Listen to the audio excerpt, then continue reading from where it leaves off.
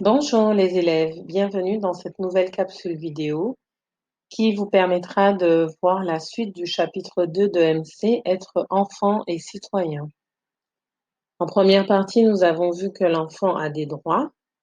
Dans une deuxième partie, nous voyons qu'il a des devoirs, donc des obligations, des contraintes. Il n'y a pas de droit sans devoir.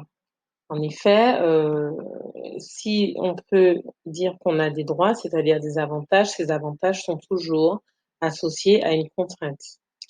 Plus qu'une contrainte, les devoirs servent à nous protéger, à donner des limites à chacun afin de protéger les libertés. Quels sont les devoirs dont on parle?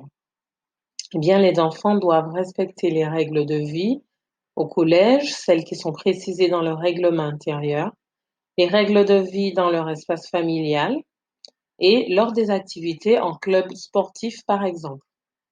Il ne faut pas oublier ces devoirs lorsque nous utilisons nos droits. Par exemple, on a la liberté d'expression, mais on ne peut pas tout dire. Les insultes, les injures, les moqueries sont interdites au collège. Tout cela pour protéger tout le monde. Être enfant, c'est faire l'apprentissage des règles. Ainsi, pour être bien compris, les devoirs nécessitent en général un apprentissage, c'est ce que nous faisons en EMC. Connaître ses droits et ses devoirs permet d'être responsable. Ainsi, l'enfant apprend progressivement à analyser ses actes au quotidien.